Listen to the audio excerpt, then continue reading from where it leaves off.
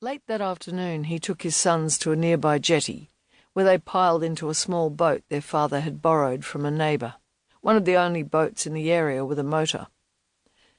Their father fiddled with the greasy machine, and his solemn care gave Ned and his brothers the sense that a large favour had been called in. But none of them said anything. They were all thinking of the whale. Soon their father got the engine working, got it growling, and for the next hour they motored along the river until the course of the water straightened and the sea beyond it widened to fill the dusk. When they reached the mouth, all that remained of the sun was a half-disk of orange light over the western hills. Their father killed the motor. They stayed there, bobbing on the light swell. The last sliver of sun vanished, and the sky darkened into a clear night. Their father leaned back in the boat, appearing to contemplate the thick pattern of starlight above them. The wind was cold. Ned and his brothers shivered into their collars as they waited for the whale to explode out of the river and paste them into the waves. Chapter 2. A decade later, Ned lay on a wet bank watching a rabbit graze. It was dawn. The early light spread through the fibres of the animal's fur.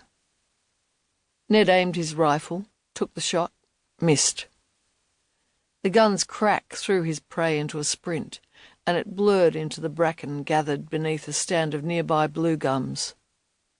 Beyond the trees, the land fell away, lowering to meet the river, whose wide teal face was here and there dragged apart by deep and changeable eddies. Ned had wasted a bullet, and the sound of his shot would have sent any other rabbits into hiding. He stared at the distant water, wrestling his frustration, feeling that he had ruined the morning. His mood eased on his way back to the house, when he checked a trap he'd placed in a run beneath one of the fences. When he'd set the trap the previous evening, he'd worried that its trigger was too light, that any passing creature would set it off before entering the radius of its jaws. But a fat rabbit lay in the dirt of the run, metal teeth sunk into its neck. Except for the puncture wounds, its coat was unmarred. Ned removed the animal, then reset the trap. He ran his fingers over his kill, noting the thickness of the fur, the rigidity of death, felt bright heat in his throat. He resumed walking through Limberlost, his father's orchard, the rabbit swinging stiff in his hand. Smoke hazed from the house's chimney.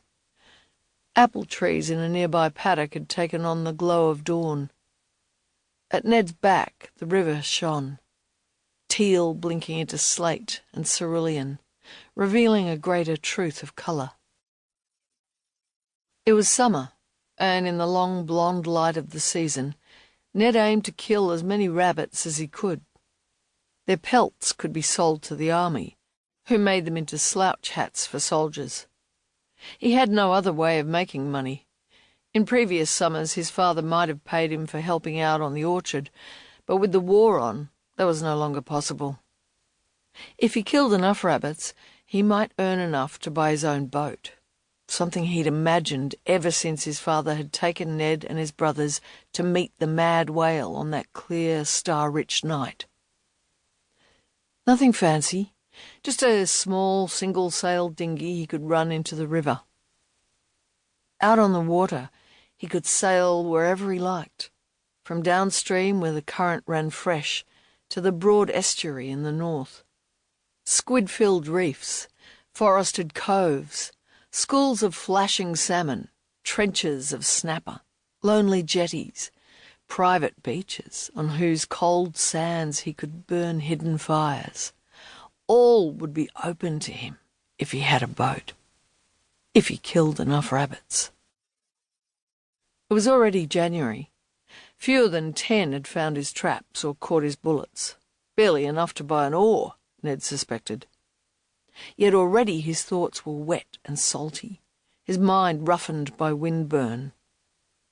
Always he thought of the boat, how he'd care for it, where he'd pilot it, what he'd feel in the grip of its planks, against the whip of